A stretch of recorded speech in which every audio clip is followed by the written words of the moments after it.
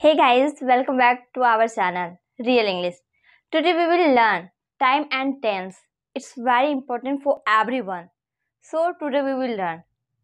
आज का जो हमारा सेशन होने वाला है, टॉपिक होने वाला है, वो हमारा होने वाला है टाइम और टेंस से रिलेटेड, जो कि हर एक बच्चे के लिए इम्पॉर्टेंट होता है, जूनियर से लेकर के सीनियर तक के लिए, क्योंकि ये हर एक चीज़ में इम्पॉर्टेंट होता है हमारा टाइम और टेंस। सबसे पहली बात होती है कि टाइम और टेंस होता क्या। अब उसका अगर हिंदी मीनिंग पे जाएंगे तो बहुत ज़्यादा, क्योंकि हम लोग को इंग्लिश टू इंग्लिश सीखना है, इंग्लिश सीखना है, ना कि हिंदी सीखना है। तो टाइम मतलब टाइम होता है समय। इसका मीनिंग होता है कि जो वैसे वर्ड, वैसे सेंटेंस जो समय को बताए, वो पास्ट में है या फिर प्रेजेंट में है, उसको डिनोट करें। वैसे सेंटेंस जिससे हमें पता चले कि वो पास्ट है या प्रेजेंट है या फ्यूचर है। हमारा टेंस और टाइम इसी को डिनोट करता है, समय और काल हिंदी में कहा जाए तो। टाइम एंड टेंस कुछ ऐसे पॉइंट होते हैं जिसको जानना बहुत ज़्यादा इंपॉर्टेंट होता है हर एक ट्रांसलेशन को क्रिएट करने के लिए, बनाने के लिए, या फिर कह सकते हैं कि ग्रामर में जो सेंटेंस हम लोग यूज़ करते हैं ग्रामेटिकल तरीके से, तो उसके लिए टाइम और टेंस बहुत ज़्यादा इंपॉर्टेंट रोल करती है। आपको यहाँ पे मैंने कुछ पॉइंट लिखा है, उसका मीनिंग अभी जस्ट मैं समझाऊंगी। उसके पहले मैं बता दूं आपको कि इसमें वर्ब का बहुत ज़्यादा इंपॉर्टेंट रोल होता है। वर्ब सीखना, as you know that what is verb, and action word is called verb. Action word को हम लोग वर्ब बोलते हैं, जिससे कि किसी चीज़ का एक्शन होने का क्या मतलब पता चले। लाइक दैट वॉच देखना, you can say that also speak बोलना। जब इंसान बोलता है तो वो मूव करता है, इधर उधर कुछ ना कुछ मूविंग होता ही है। मूविंग ऑब्जेक्ट को ही हम लोग बोलते हैं वर्ब।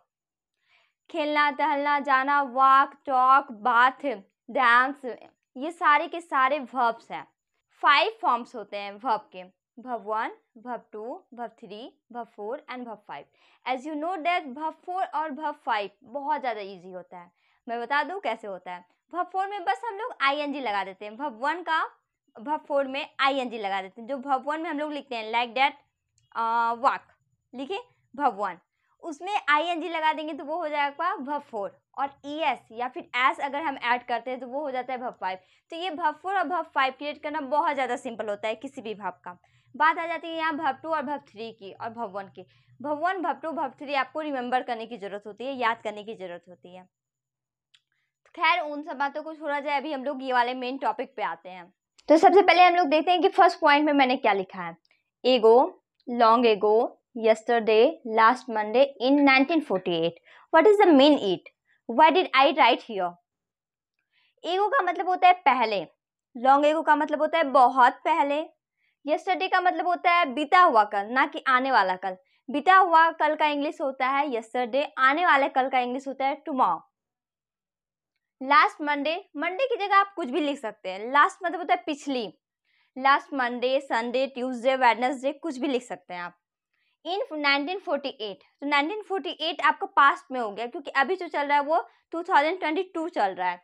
तो 2022 के पीछे वाले जितने भी आप ईयर्स के नेम लिख सकते हैं वो चल सकता है, जो कि पास्ट को डिनोट करता है। पहले अगर ये सारे वर्ड किसी भी सेंटेंस में आ गए, अगर ये सारे वर्ड किसी भी सेंटेंस में आएंगे तो हम लोग का यूज जो होगा सिंपल पास्ट टेंस का। अब बात आ जाती है कि सिंपल पास्ट टेंस का चलिए हम मान लेते हैं यूज करेंगे, लेकिन उसका स्ट्रक्चर क्या होता है। हम लोग कैसे जान तो लेंगे कि ये पास्ट टेंस है, लेकिन इसको बनाने का तरीका क्या होता है। इसका जो स्ट्रक्चर होता है वो होता है subject plus verb 2 plus object. सबसे पहला हम लोग बनाते हैं सब्जेक्ट को लिखते हैं, उसके जस्ट बाद हम लोग वर्ब 2 का यूज करते हैं, मतलब वर्ब का सेकेंड फॉर्म। उसके बाद ऑब्जेक्ट मीन्स अनदर वर्ड। ये हो गया सिंपल पास्ट टेंस का यूज। सिंपल पास्ट टेंस आपका टेंस में आता है। अब देखिए जैसे एग्जांपल देख लेते हैं। आई डैश यू यस्टरडे, मैंने तुम्हें कल देखा। यहाँ यस्टरडे लिखा हुआ है, यस्टरडे का मतलब हो गया बीती हुई कल, बीता हुआ कल को देखा, तो मैंने कल तुम्हें देखा। What did you write here? See, saw, seen, none. आपका राइट आंसर क्या होगा? I will give you 5 seconds. Give me this question's answer. Now your time is over. Yesterday आ गया सेंटेंस में, तो हमारा किसके अकॉर्डिंग बनेगा? सिंपल पास्ट टेंस के अकॉर्डिंग। और सिंपल पास्ट टेंस का जो स्ट्रक्चर होता है, उसकी जो पहचान होती है वो होती है सब्जेक्ट फर्स्ट पर हम लोग यूज करते हैं क्या, सब्जेक्ट, उसके जस्ट बाद वर्ब टू यूज करते हैं। एज यू नो दैट कि सी का जो वर्ब टू होता है वो होता है साव, SEW, साव मतलब देखा। तो हमारा राइट आंसर क्या हो जाएगा, सॉ, क्योंकि सेंटेंस में क्या है हमारा, यस्टरडे। ये ऐसी चीजें हैं जो कि डिनोट करती है कि वो वाला सेंटेंस किस चीज में है, क्या डिनोट कर रहा है, वो उसका मीनिंग क्या निकल रहा है, पास्ट को डिनोट कर रहा है, प्रेजेंट को डिनोट कर रहा है या फ्यूचर को डिनोट कर रहा है। तो हम लोग को ये सारे वर्ड्स को देखने से ये पता चला कि वो पास्ट को डिनोट कर रहा है। ये हो गया आपका फर्स्ट। अब सेकेंड रूल को जानते हैं। ये सारे जो चीज़ें मैं बता रही हूँ आज आपको, ये कंपटीशन के बच्चों के लिए भी बहुत ज़्यादा इंपॉर्टेंट है, क्योंकि इससे भी बहुत सारे क्वेश्चंस मतलब बच्चों के एग्जाम में आते हैं। सेकेंड जो मैंने लिखा है वो लिखा है it is time, it is high time, it is time, it is high time. I did not write here it is time to. मैंने यहाँ इट इज़ टाइम टू नहीं लिखा है, मैंने यहाँ क्या लिखा है, इट इज़ टाइम। अगर सेंटेंस में इट इज़ टाइम आए, इट इज़ हाई टाइम आए, तो हम लोग ये दोनों सेंटेंस अगर आ गए तो हम लोग सिंपल पास्ट टेंस का यूज़ करते हैं। सिंपल पास्ट टेंस का आपको पहचान पता है कि subject plus verb two plus object. सबसे पहले सब्जेक्ट का यूज होता है, फिर वर्ब का सेकेंड फॉर्म का, फिर ऑब्जेक्ट का यूज होता है। देख लेते हैं example. It is time you dash it, ये तुम्हारा टाइम है ये करने का। It is time, what did you write here, do, done, did, none. As you know that verb 1 is do, verb 2 is did, verb 3 is done and none is nothing. none का मतलब होता है कोई नहीं। आप क्या भरेंगे यहाँ, it is time है तो सिंपल पास्ट टेंस में verb 2 आता है, तो do का verb 2 क्या होता है, did। तो हमारा राइट आंसर क्या हो जाएगा, did। it is time you did it, ये हमारा राइट आंसर होगा। इसी टाइप्स के बहुत सारे ऐसे रूल्स हैं। मैं आपको बता दूं कि अगर इट इज टाइम आया तो उसके जस्ट बाद वर्ब टू का यूज किया जाता है, लेकिन एक यहाँ ये भी कंडीशन रहता है, अगर सेंटेंस में इट इज टाइम टू आए, इट इज टाइम टू आए, तो इसके जस्ट बाद हम लोग वर्ब टू का यूज नहीं करते हैं, इसके जस्ट बाद हम लोग वर्ब वन का यूज करते हैं। क्या चीज का यूज करते हैं, वर्ब वन का, वर्ब टू का यूज नहीं करते हैं। ये ग्रामर के अकॉर्डिंग है। अगर सेंटेंस में इट इज टाइम आए तो verb two, it is time to आए तो वर्ब वन। आप कोई भी सेंटेंस ले लीजिए तो यहाँ पे टू के बाद वर्ब वन का ही यूज होता है, ना तो वर्ब फोर का, ना ही वर्ब टू का, ना ही वर्ब थ्री का। आप यूज भी किए होंगे अपने लाइफ में। ये हो गया आपका, ये एक रूल हो गया। जैसे अगर टू आ गया तो आपको वर्ब वन लगा देना है, अगर टू रहता है यहाँ तो यहाँ पे हमारा राइट आंसर डू होता, लेकिन यहाँ टू नहीं है, इसी वजह से हमारा राइट आंसर क्या हुआ, डिड।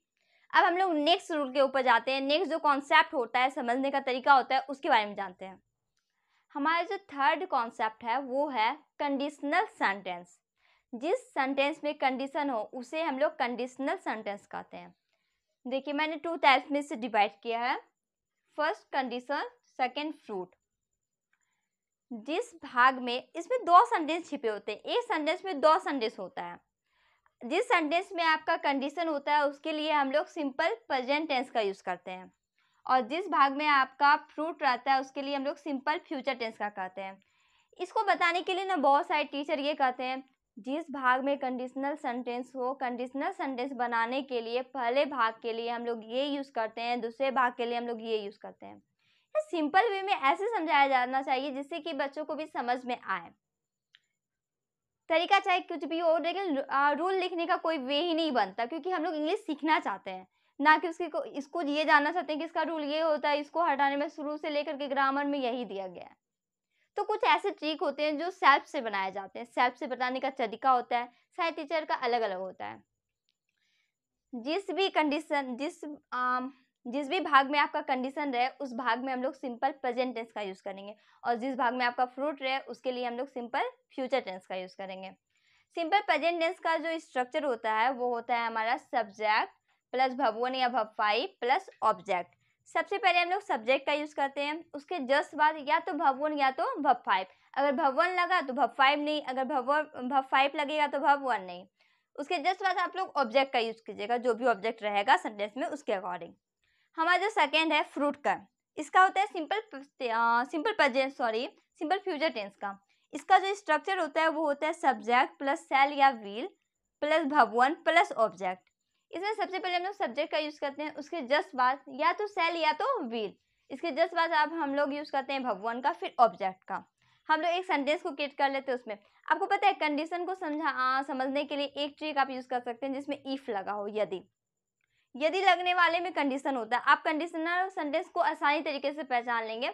जैसे कि देख लेते हैं, if Marsha dash, if Marsha dash I dash go there. यदि मार्सा आएगी तो मैं जाऊंगा। ये जो कोमा दिए ना, कोमा, ये कोमा का मतलब होता है देन, देन मीन्स तो। यदि मार्सा आएगी तो मैं जाऊंगा। तो आपके अकॉर्डिंग क्या, मैंने 4 ऑप्शन दिया है, आप बताइए कि वो 4 ऑप्शन में कौन सा राइट ऑप्शन है। फर्स्ट, कम विल, मतलब if Martha come I will go there. Okay. Second है हमारा comes will, if Martha comes I will go there. Third है हमारा if Martha will come I shall go there. या फिर आप बनाएंगे if Martha comes I shall go there. What is right? I will give you 5 second, give me this question answer.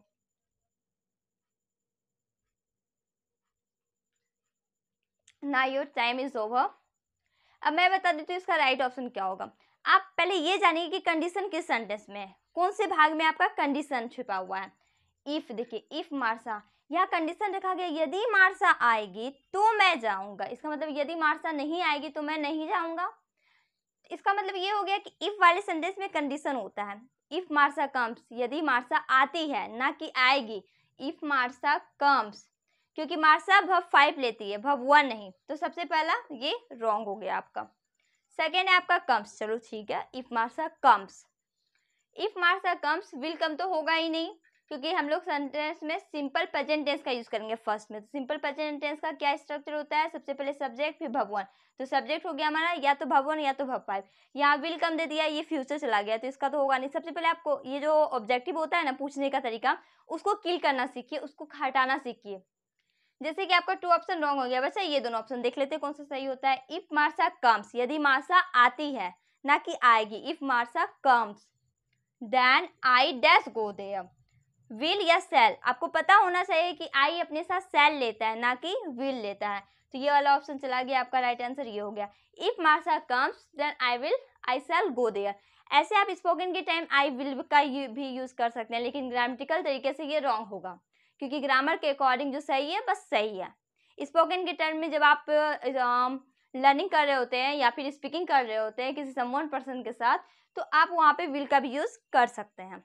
मैं बता दूं आपको कि किसके साथ वर्ब 1 लगता है और किसके साथ वर्ब 5, क्योंकि यहाँ जो दिया गया है आई वी यू दे और कोई डबल नेम रहेगा तो वर्ब 1 लगेगा, और ही सी इट और कोई सिंगल नेम लगेगा तो उसके साथ वर्ब 5 लगेगा। मार्सा यहाँ एक लड़की का नाम है जो कि सिंगल है, तो इसके साथ हम लोग वर्ब 5 का यूज करते हैं। तो वर्ब 5 हमारा कम्स होता है, ना कि कम होता है। ये हमारा हो गया थर्ड कॉन्सेप्ट, थर्ड रूल। इसी टाइप्स के सेंटेंस और भी बहुत सारे हैं। So if you have any doubt, you can ask me on comment box. Thank you so much for watching my channel.